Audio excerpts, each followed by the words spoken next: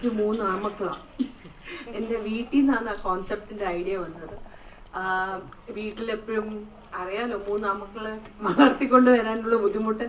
അപ്പോൾ എപ്പോഴും ഞാൻ എന്തെങ്കിലും പ്രശ്നമുണ്ട്, അപ്പോൾ നീ അച്ഛൻ്റെ ഒരു 10% നിങ്ങൾക്ക് അച്ഛൻ്റെ ഒരു നല്ല ഗുണങ്ങളുണ്ടെങ്കിൽ നീ നല്ലൊരു വലിയ ആളാവും എന്ന് എപ്പോഴും പറഞ്ഞുകൊണ്ടിരിക്കുക.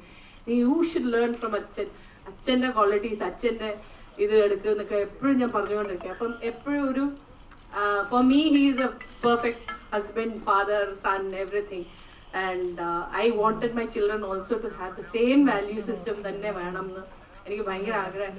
അപ്പോൾ എപ്പോഴും ഞാൻ ഈ ഒരു സാധനം കോട്ട് ചെയ്ത് ഇപ്പം നമ്മളെ റൈറ്റർ ഉണ്ടായിരുന്നു, നെയിം ഇസ് അനിർബാൻ ഭട്ടാചാര്യ.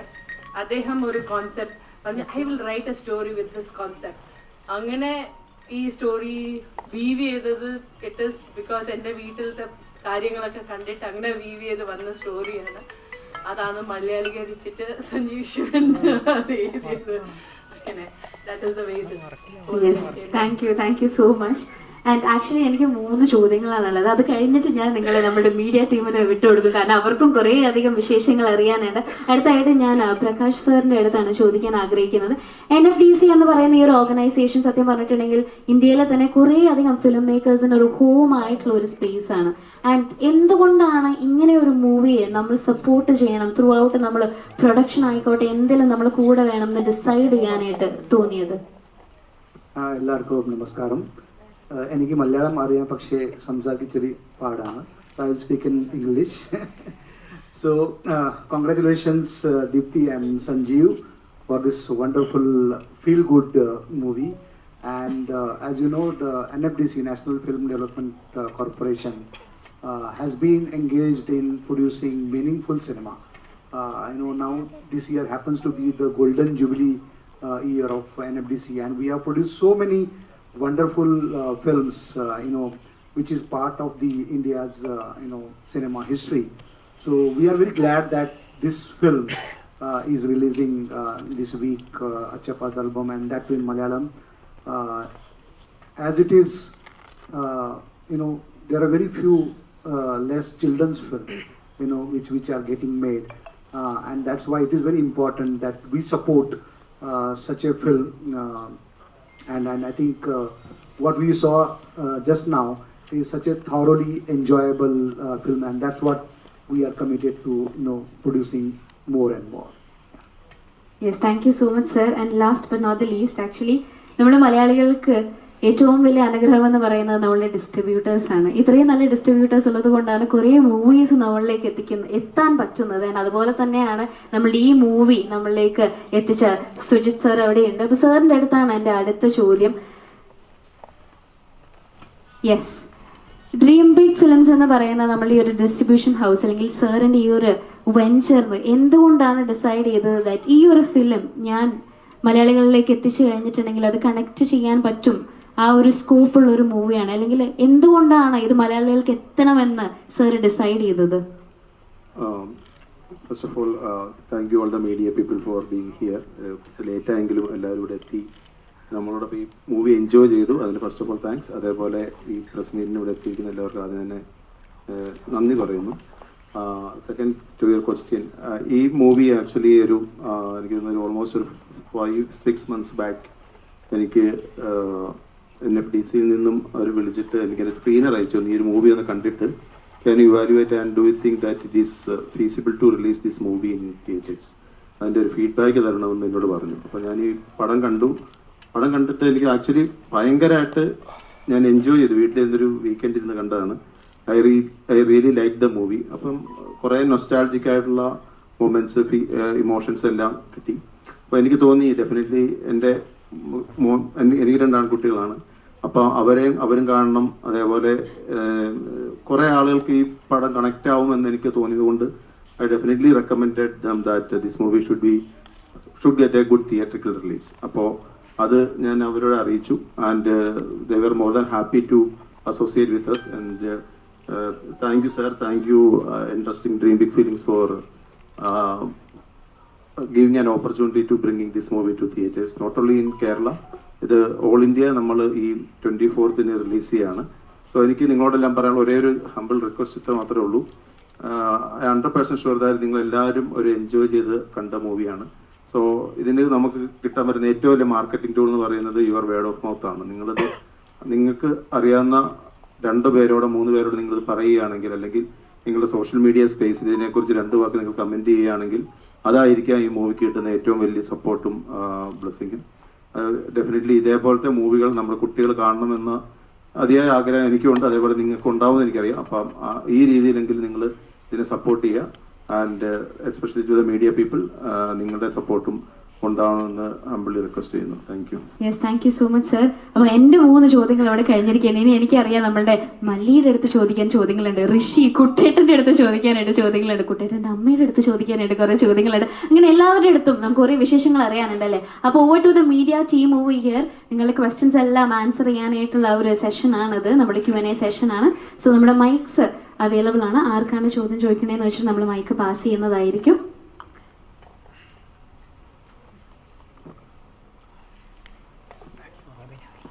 മൈക്കിന് പിന്നെ കൊടുത്തേ.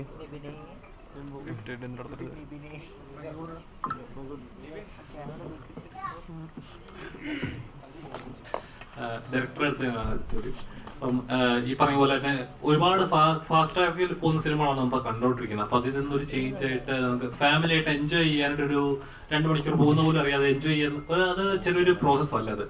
ഫസ്റ്റ് ഓഫ് ഓൾ അതിന് താങ്ക്സ്. അപ്പം എങ്ങനെ ഉണ്ടായിരുന്നു ഈ ഒരു പ്രോസസ്? ഇങ്ങനൊരു ടൈമിൽ ഇങ്ങനൊരു സിനിമ ചെയ്യണം എന്നൊരു ഇൻഫ്ലുവൻസ് ഉണ്ടായിട്ട് കാരണം എന്തായിരിക്കും? ഇത് പ്രേക്ഷകരിലേക്ക് എത്തിക്കണം. കാരണം ഇപ്പൊ ആളുകളുടെ മെന്റാലിറ്റി ഡിഫറെന്റ് ആണല്ലോ. ഇപ്പൊ വയലൻസ് ഇഷ്ടപ്പെടുന്നവരുണ്ട്, ത്രില്ലേഴ്സ് ഇഷ്ടപ്പെടുന്നവരുണ്ട്. അങ്ങനെ ഫാസ്റ്റ് ട്രാക്ക് അങ്ങനത്തെ ഒരു ഓഡിയൻസ് ആണ് നമുക്കിപ്പോൾ. അവരിലേക്ക് ഇങ്ങനൊരു ചിത്രം എത്തിക്കണം എന്ന് തോന്നുന്ന ഒരു ഇൻഫ്ലുവൻസ് അല്ലെങ്കിൽ ഇൻസ്പിറേഷൻ എന്തായിരിക്കും? എല്ലാവരുടെയും ലൈഫിൽ നമ്മളെല്ലാവരും ആക്ച്വലി എവറി ഹ്യൂമൻ ബീങ് ഒരു പ്രോസസ്സിൽ കൊടുക്കും. നമ്മൾക്ക് ഒരു ബോൺ, പിന്നെ യൂത്ത്, പിന്നെ കല്യാണം കഴിച്ച് ഈ ഫേസിൽ നമ്മൾ ആക്ച്വലി നമ്മളെ പേരൻസിനെ ഒരിക്കലും നമ്മൾ മനസ്സിലാക്കില്ല.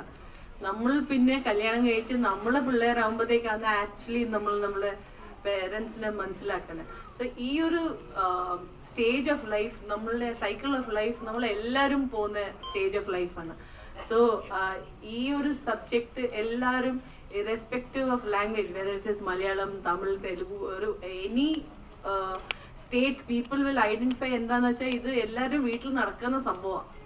അതുകൊണ്ട് ഇങ്ങനത്തെ ഒരു യൂണിവേഴ്സൽ സബ്ജക്റ്റ് ആയതുകൊണ്ട് ഒരു ഫാമിലി സ്റ്റോറി.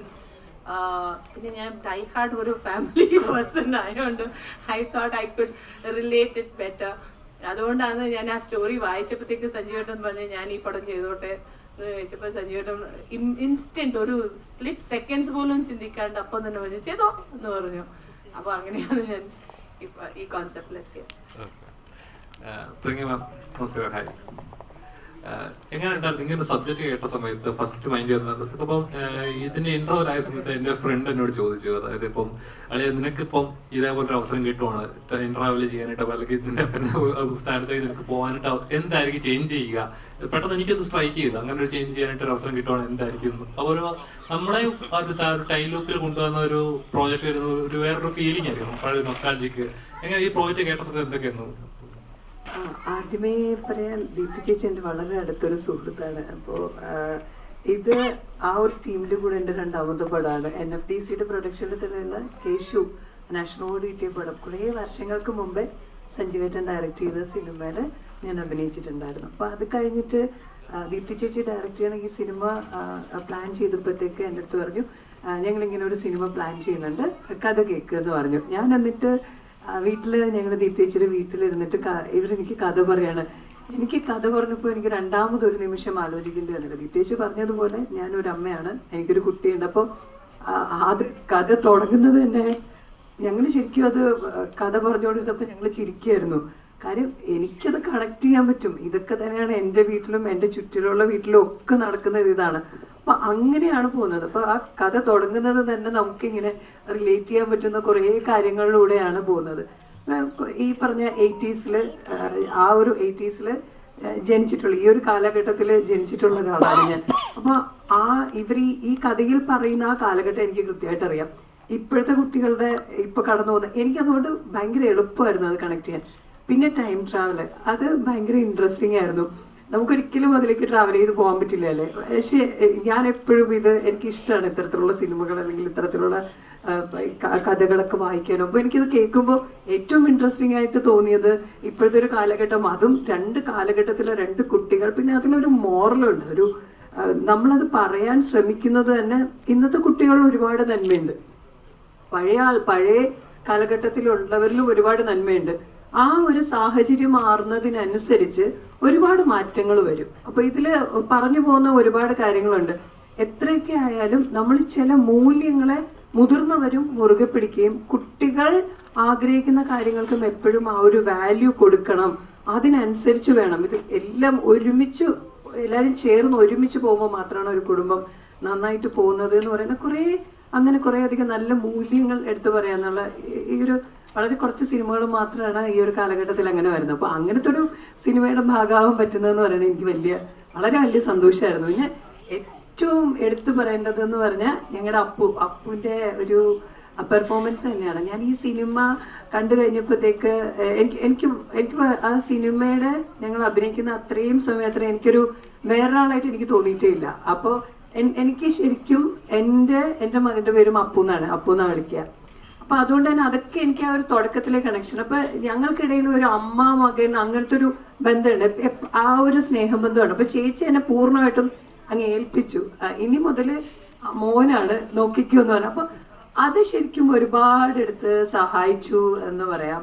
പിന്നെ ഓരോ മോൻ്റെ പെർഫോമൻസും എനിക്ക് കാണുമ്പോഴും എനിക്ക് വളരെയധികം എനിക്ക് സന്തോഷം തോന്നി. ഓരോ ദിവസവും അവൻ്റെ ഒരു ട്രാൻസ്ഫോർമേഷൻ 2 ക്യാരക്ടറിലും മാറിയിട്ടുള്ളത്. പിന്നെ ഏറ്റവും സന്തോഷം ഒരു ചിൽഡ്രൻസ് മൂവി, അതൊരു ചെറിയ കാര്യമല്ല, അതൊരു നല്ലൊരു മെസ്സേജ് കൺവേ ചെയ്യുന്ന തരത്തിലുള്ള ഈ ഒരു മൂവി എന്ന് പറയുന്ന ആൾക്കാർക്ക് ഇഷ്ടപ്പെടുന്ന, അവരെ കണക്ട് ചെയ്യുന്ന തരത്തിലുള്ള ഒരു മൂവി. അപ്പം അതൊക്കെ വളരെ നല്ല രീതിയിൽ ദീപ്തി ചേച്ചി അത് ഗംഭീരമായിട്ട് ചെയ്തു എന്നാണ് എനിക്ക് പറയാനുള്ളത്. അപ്പോൾ നിങ്ങൾ എല്ലാവരും തീർച്ചയായിട്ടും ഒന്ന് അക്സെപ്റ്റ് ചെയ്യണം.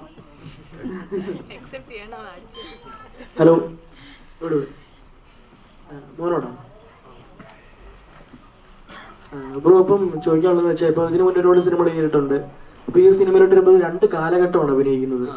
അപ്പോൾ അത്രത്തോളം റിസ്കി ആയിരുന്നോ അതോ ചെയ്യാൻ എൻജോയ് ചെയ്തോട്ടോ? ഇത് എങ്ങനെയാണ്? അല്ല, ആക്ച്വലി 4 ആഴ്ച മുമ്പ് തന്നെ എൻ്റെ ഒരു ആക്ടിങ് ട്രെയിനർ ഉണ്ട്, സാംബായ് എന്ന് പറഞ്ഞിട്ട്. സാമങ്ങൾ എന്ന പേര്, പക്ഷെ ഞാൻ സാംബായ് എന്നാണ് വിളിക്കുന്നത്.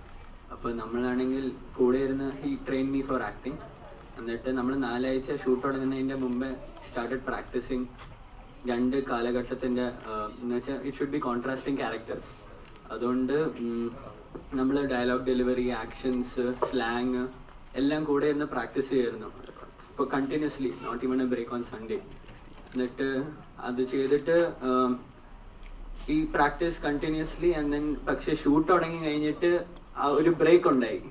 എന്നിട്ട് ക്യാരക്ടറിനകത്ത് കയറാൻ പറ്റിയില്ലായിരുന്നു. എന്ന് വെച്ചാൽ ആ സമയത്ത് ഭയങ്കര നെർവസും അൺകംഫർട്ടബിൾ ആയിരുന്നു. പിന്നെ കംഫർട്ടബിളായി കഴിഞ്ഞിട്ടാണ് actually after day 3 or 4 completely ആ ക്യാരക്ടറിൻ്റെ അകത്ത് കയറിയത്. അതല്ലാതെ അമ്മയാണെങ്കിൽ എന്നെ ഭയങ്കരമായിട്ട് ക്യാരക്ടറിനെ കൊണ്ടുവരാൻ വേണ്ടി ഭയങ്കര ഒരു മെയിൻ റോള് പ്ലേ ചെയ്തായിരുന്നു. അമ്മേൻ്റെ വോയിസ് ആയിരുന്നു എൻ്റെ മൂഡ് കൺട്രോൾ ചെയ്യുന്നത് ആക്ച്വലി. അപ്പോൾ അമ്മ കൂക്കി, അപ്പോൾ എൻ്റെ മൂഡ് ഡൗൺ ആവും. അപ്പോൾ ആ സീനിന് വേണ്ടി കറക്റ്റ് സാധനം വരും.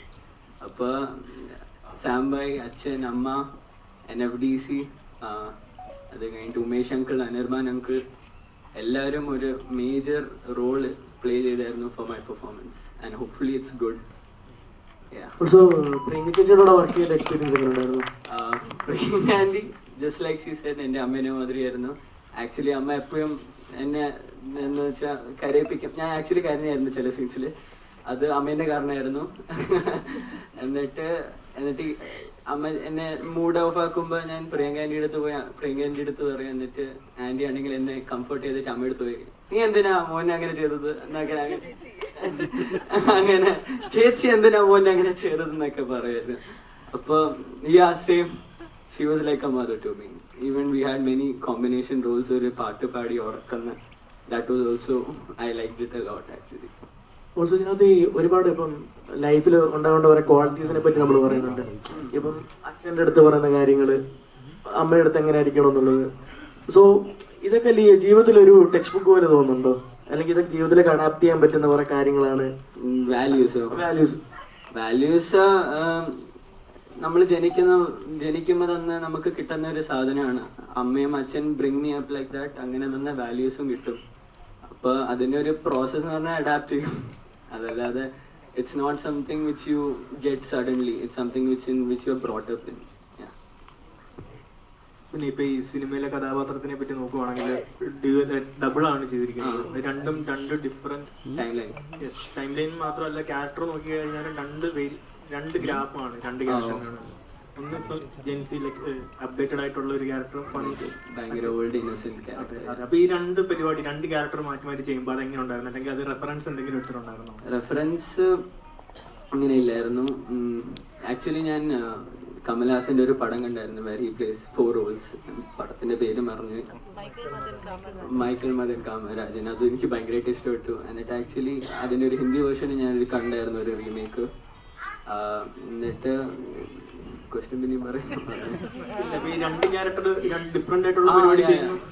അപ്പൊ ഈവൻ ഇൻ 2025 നമ്മള് 2 ക്യാരക്ടറും പ്ലേ ചെയ്യും. അപ്പൊ അത് സ്വിച്ച് ചെയ്യുന്ന സമയത്ത് സാംബായി, മൈ ആക്ടിങ് ട്രെയിനർ, എൻ്റെ അടുത്ത് പറയും ക്യാരക്ടർ സ്വിച്ച് ചെയ്യും, അടുത്തത് വേറെ സെറ്റ് റോള് കണ്ടിന്യൂ ചെയ്യുക.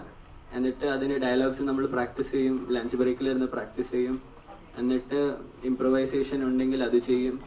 എന്നിട്ട് എന്താ നല്ലതെന്ന് എന്നിട്ട് നമ്മൾ അങ്ങനെ കുറെ റിഹേഴ്സ് ചെയ്യും വിത്തൗട്ട് ദ ആക്ടേഴ്സ്. അതല്ലാതെ ഞാൻ പ്ലേയിങ് കാൻഡിഡേറ്റ് കുറെ പ്രാവശ്യം ഡയലോഗ്സ് ഒക്കെ റിഹേഴ്സ് ചെയ്തിട്ട് അങ്ങനെ ചെയ്യുമായിരുന്നു. ആൻഡ് പാലക്കാടിലാണെങ്കിൽ ഇറ്റ് വാസ് ഭയങ്കര ഫ്രീ ആയിരുന്നു ആക്ച്വലി. ആ സമയത്ത് അമ്മ ഒന്നും പറഞ്ഞില്ല, പക്ഷെ 2025 ആയിരുന്നു അമ്മ കൂടുതൽ പറഞ്ഞത്. ആൻഡ് പാലക്കാടിൽ ഭയങ്കര ഫ്രീ ക്യാരക്ടർ എന്ന് വെച്ചാൽ ഭയങ്കര കെയർ ഫ്രീ, എന്തെന്ന് വെച്ചാൽ ചെയ്യാം. ബിക്കോസ് പ്രസന്റ് നിന്ന് ഫ്യൂച്ചറിലോട്ട് വരുമല്ലേ, സോറി പാസ്റ്റിലോട്ട് പോകല്ലേ. അങ്ങനെ അത് എനിക്കൊന്ന് ആൻസർ ചെയ്യാനായിരുന്നു. I'll just answer that better. എന്താന്ന് വെച്ചാൽ 2 കാലഘട്ടം ആകുമ്പോഴത്തേക്ക് ഈ 85-ലെ ക്യാരക്ടർ ഇത്തിരി സട്ടിലായിരുന്നു. 25-ലെ ക്യാരക്ടർ അവന്റെ ഇപ്പോഴത്തെ ക്യാരക്ടർ ആയിരുന്നു ഞാൻ മനസ്സിൽ വിചാരിച്ചത്. അപ്പൊ അവന്റെ ആ സട്ടിൽ ക്യാരക്ടർ വരുമ്പം, ആ റോൾ പ്ലേ ചെയ്യുമ്പം അവൻ ഇപ്പോഴും പ്രസന്റിലായിരുന്നു. അപ്പം അവൻ എങ്ങനെയാണ് അതിലോട്ട് കൊണ്ടുവരേണ്ടതെന്ന് വിചാരിക്കുമ്പോഴത്തേക്കാണ് ഞാൻ ആക്ച്വലി സത്യസന്ധമായിട്ട് പറയാം, ഞാൻ നല്ല വഴക്ക് പറഞ്ഞിരുന്നു സെറ്റില്. നല്ല തെരുവിളിയായിരുന്നു, തെരുവിളിയായിരുന്നു. അപ്പൊ എല്ലാരും കൂടെ വഴക്ക് പറയായിരുന്നു, എന്തിനാ ഇങ്ങനെ മക്കളെ മോനെ ഇങ്ങനെ എല്ലാവരുടെയും മുമ്പില് വഴക്ക് പറയുന്നത്, സെറ്റിൽ ഇങ്ങനെ വഴക്ക് പറയുന്നത്. അപ്പത്തേക്ക് ഞാൻ മിണ്ടാടിക്കുക, എനിക്കറിയാം ഞാൻ എന്തിനാ ചെയ്യുന്നതെന്നൊക്കെ ഇങ്ങനെ. അപ്പൊ എല്ലാവരുടെ അടുത്ത് വഴക്ക് പറയുമ്പോഴത്തേക്ക് അപ്പത്തേക്ക് ഇവൻ പോയിട്ട് പ്രിയങ്കന്റെ അടുത്ത് കാര്യം, അമ്മ എന്നെ വഴക്ക് പറയുന്ന എല്ലാവരുടെയും മുമ്പിൽ. അച്ഛൻ്റെ അവന്റെ ആദിനാഥിന്റെ അടുത്തും പോയിട്ട് കംപ്ലൈന്റ് പറയായിരുന്നു. നീ നാട്ടുകാരുടെ അടുത്ത് മുഴുവൻ കംപ്ലൈന്റ് പറഞ്ഞാലും ഞാൻ നിന്നെ തെറി വിളിക്കാൻ പോവാണെന്ന് പറഞ്ഞു. അപ്പൊ അവന് മനസ്സിലായി ഞാൻ തെറി വിളിക്കാൻ പോവാണെന്ന് എല്ലാവരുടെയും മുമ്പിൽ. അപ്പൊ ബേസിക്കലി ആക്ച്വലി അവന്റെ മൂഡ് ഓഫ് ആക്കാനായിരുന്നു ഞാൻ നോക്കിയത്, so that he gets little less hyper. അവൻ കുറച്ച് ഹൈപ്പർ ആയിട്ട് കളിക്കണ്ടെന്ന് വിചാരിച്ചിട്ട് അങ്ങനെ അവനെ മൂഡ് ഇത്തിരി ഭയങ്കര ബാഡ് ആക്കിയിട്ട് അവനെ വിഷമിപ്പിച്ചിട്ട് അപ്പൊ അവൻ ആ സട്ടിൽ റോൾ പ്ലേ ചെയ്തു. പക്ഷെ ഞാൻ തിരിച്ച് പാലക്കാടായിരുന്നു ഷൂട്ട് ചെയ്തത്. അപ്പൊ അവൻ അവിടുത്തെ 25-ന്റെ കുട്ടി പോയപ്പോഴത്തേക്ക് അന്ന് ആ ലൊക്കേഷനിൽ ഒറ്റ വഴക്ക് അടിയുണ്ടായിരുന്നില്ല. പക്ഷെ അവൻ ഈ ട്രിവാൻഡ്രം വെച്ച് ഷൂട്ട് ചെയ്തതിന് എന്നെന്നും അടിയായിരുന്നു, ഞാനും അവനും തമ്മിൽ പൂരടി. അതേപോലെ സിനിമയിൽ ഒരുപാട് കുട്ടികൾ ഈ പറയുന്ന 80s ഉള്ള ക്യാരക്ടേഴ്സ് ചെയ്തിട്ടുണ്ട്, അല്ലെങ്കിൽ ആ ഒരു കാലഘട്ടത്തിൽ ചെയ്തിട്ടുണ്ട്. അപ്പം അവർക്കൊരു പക്ഷേ ഒരു പുതിയൊരു അനുഭവമായിരിക്കും. 80s അവർ കണ്ടിട്ട് പോലും ഇല്ലാത്തൊരു ഇതാണ്. അപ്പൊ അവരെയൊക്കെ അത് ചെയ്യിപ്പിക്കുമ്പോൾ കുട്ടികളാണ്. അപ്പൊ അത് എത്രത്തോളം ഹാർഡായിരുന്നു?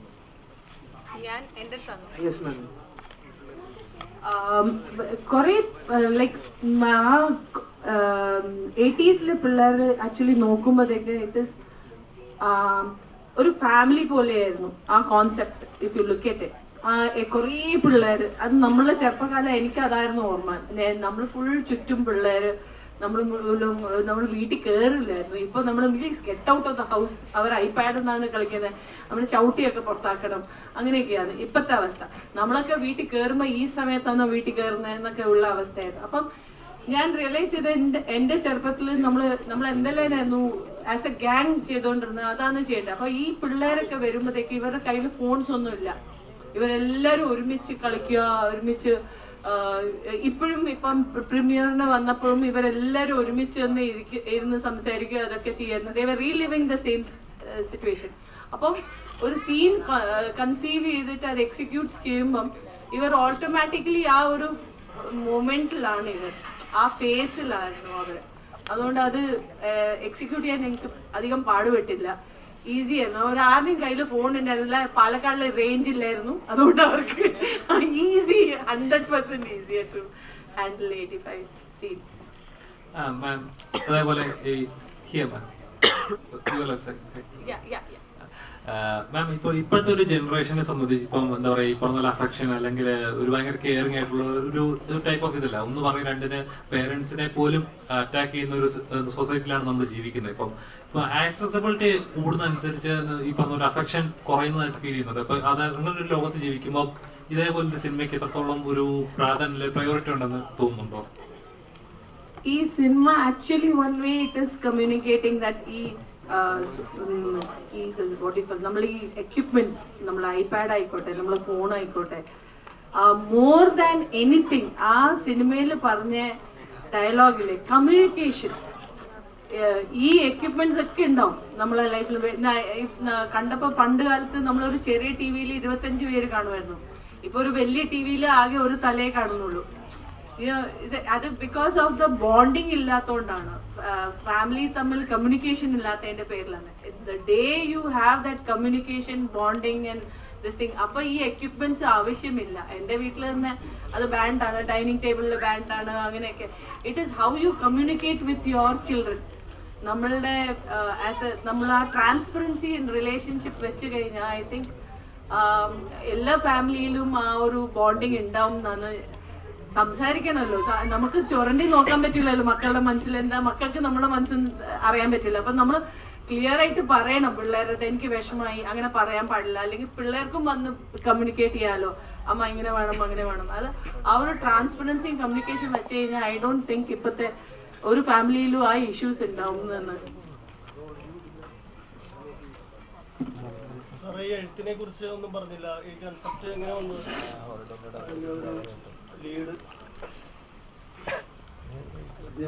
ഇത് ഞാൻ ഡയറക്റ്റ് ചെയ്യാനിരുന്ന പടമാണ്.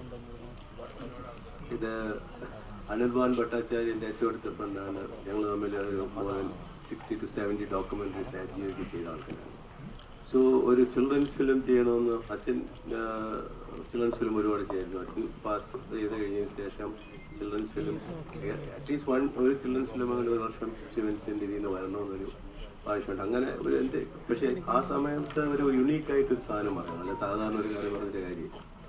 സോ അങ്ങനെ ഞങ്ങൾ സംസാരിച്ചിരുന്നപ്പോഴാണ് ഈ ഗ്രാൻഡ് പാസ് ആൽബം ഐഡിയ വന്നത്. So what attracted me to the stories again ഈ വലിയ ഗിമിക്കൊന്നും കാണിക്കാത്തൊരു time travel, going past and present. അതാണ് അതിൻ്റെ മെയിൻ. എൻ്റെ അടുത്ത് ഈ പടം കണ്ടിട്ട് ബോളിവുഡിൽ we had shown to some people, some stars. അവർ ചോദിച്ചു how much to spend on the VFX. For example, how much do you think? Just to pay at least 5 crores for VFX. He said, if I had got 50,000 rupees, I would have done a better job. So I would have 30,000 rupees to go to VFX again. But he was able to do this in that budget. അപ്പോൾ ഈ idea വന്നു, എല്ലാം എഴുതിയിട്ട് ഞാൻ ദീപ്തി എടുത്ത് പറഞ്ഞു. Anyway Sitanshu ആണ് ഇതിൻ്റെ ലീഡർ, അത് കൺഫേംഡ് ആണ്. I gave it to her to read the first draft. അത് വായിച്ചിട്ടാണ് she came and told me, she was in tears. She said എന്ത് ബ്യൂട്ടിഫുൾ സ്റ്റോറിയാണ്, is it possible if I can do this? I said yes, absolutely, why not? You will do it better because as a mother, as a woman, you will be able to do it, but make sure that you prepare for it. Then it was once NFDC came into it, then things started moving fast, and that's the ultimate result.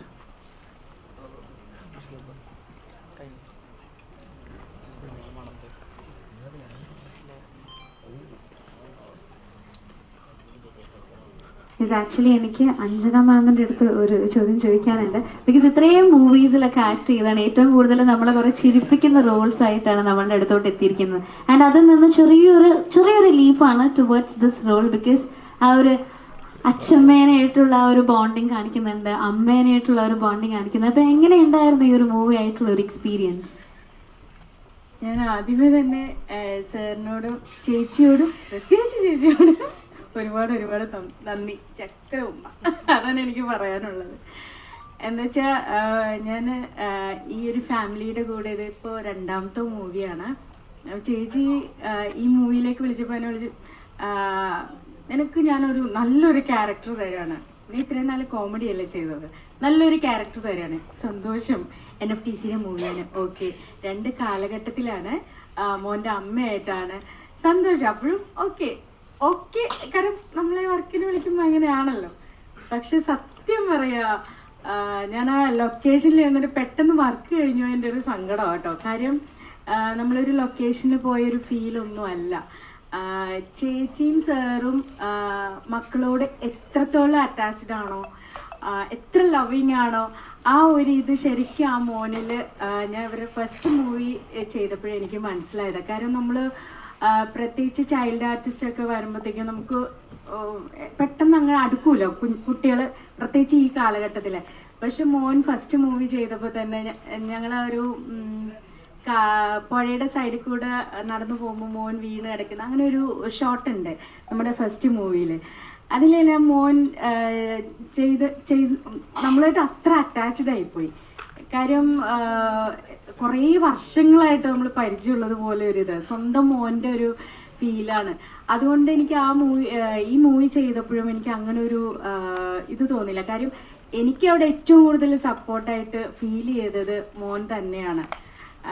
ഈ ഒരു മൂവിയുടെ main ഇത് കൊണ്ടുപോകുന്നത് തന്നെ മോൻ്റെ ഒരു ഇത്. അതിപ്പോൾ നിങ്ങൾ കണ്ടപ്പോൾ മനസ്സിലായിട്ടുണ്ടാവും. ബാക്കി എല്ലാവരും നല്ല പെർഫോം ചെയ്യുന്ന ആർട്ടിസ്റ്റുകളാണ്. പക്ഷെ മോൻ സത്യം പറഞ്ഞാൽ ജീവിക്കുമായിരുന്നു. അത് ശരിക്കും ഇങ്ങനെ പറയുമ്പോൾ നിങ്ങൾക്ക് മനസ്സിലാവില്ല. കാരണം നമ്മൾ ഈ ഒരു ലൊക്കേഷനിൽ വർക്ക് ചെയ്യുമ്പോഴേ അറിയത്തുള്ളൂ. അത് ശരിക്കും ആ ഫുൾ ഫാമിലിയിൽ എങ്ങനെയാണോ എല്ലാവരും പെരുമാറുന്നത്, ചേച്ചി സാറും എത്രയോ ലവിങ് ആണോ അത്രയും ലവിങ് ആണ് മോൻ്റെ ഒരു സപ്പോർട്ടാണ് സത്യം പറഞ്ഞാൽ എനിക്ക് ആ ക്യാരക്ടർ നന്നായിട്ട് ചെയ്യാൻ പറ്റുമെന്ന് ഞാൻ പറയുള്ളൂ. കാര്യം കുട്ടികളായിട്ട് നമ്മൾ മെൻ്റലി അറ്റാച്ച്ഡ് ആയിക്കഴിഞ്ഞാൽ അത് ചെയ്യാൻ പറ്റും. കാര്യം ഓരോ സീൻ ചെയ്യുമ്പോഴും അവനെൻ്റെ മോനാണ്, ഇപ്പോഴും അത് തന്നെയാണ്. ഇച്ചിരി വളർന്ന് ഹൈറ്റ് വെച്ചു കേട്ടോ, അത് വേറെ കാര്യം. പക്ഷെ ആ ഒരു ബോണ്ടിങ് ഉള്ളത് കൊണ്ടാണ് എനിക്കത് നന്നായിട്ട് പെർഫോം ചെയ്യാൻ പറ്റിയത്. പിന്നെ ഇങ്ങനെ ഒരു ക്യാരക്ടർ തന്നതിന് ചേച്ചിയോടും സാറിനോടും ഒരുപാട് നന്ദിയാണ്. കാരണം എൻ്റെ ഒരു ലൈഫിൽ ഹ്യൂമർ മാത്രമേ ചെയ്യൂ എന്നുള്ളൊരു ഫീൽ എല്ലാവർക്കും ഉണ്ട്. അതിൽ നിന്ന് മാറിയൊരു ഇത്. പിന്നെ ഇവിടെ വന്നിട്ടൊരു മൂവല്ല, അത്രയും നേരം ചിരിക്കുമായിരുന്നു ഓരോ ക്യാരക്ടേഴ്സിൻ്റെ ഓരോ ഇത് പറയുമ്പോഴും. ഇപ്പോൾ ജോണി ആൻ്റണി ചേട്ടൻ്റെ ആ ഒരു ഇതാണെങ്കിലും നമുക്ക് ചിരി വരുന്നത്. പിന്നെ ആകെ പെട്ടെന്ന് ഞാൻ നായി പോയത് മോൻ ആ കുളത്തിൽ മുങ്ങുന്ന ഒരു ഷോട്ട് ഉണ്ടല്ലോ, അത് കണ്ടോ എനിക്ക് പെട്ടെന്ന് എന്തോ പോലെ. ബാക്കി എല്ലാത്തിലും സത്യം പറഞ്ഞാൽ ഞാൻ അവിടെ പൊട്ടിച്ചിരിക്കുമായിരുന്നു. ഒരുപാട് നന്ദി. പിന്നെ നമ്മുടെ ഫുൾ ക്രൂ, മനോജ് ചേട്ടൻ ഇവിടെ വന്നിട്ടുണ്ടോ എന്ന് അറിയില്ല, മനോജ് ചേട്ടൻ, ഉമേഷ് ചേട്ടൻ, പിന്നെ എല്ലാവരും എല്ലാ ക്രൂ യൂണിറ്റ് എല്ലാവരും കട്ട സപ്പോർട്ടായിരുന്നു.